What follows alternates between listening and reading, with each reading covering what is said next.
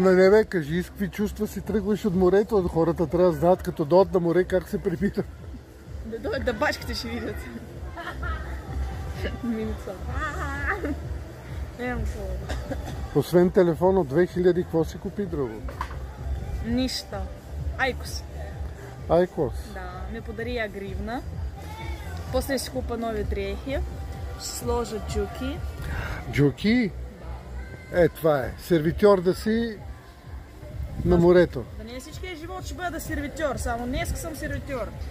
Утре ще бъда икономист.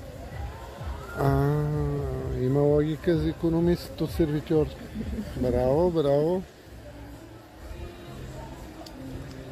Друго, какво си купихте, мила госпожица? Един чершаф си купих. Един чершаф? Да, за 30 лева. За 30 лева. Не чершаф, хавлия. Ама каква рисунка има?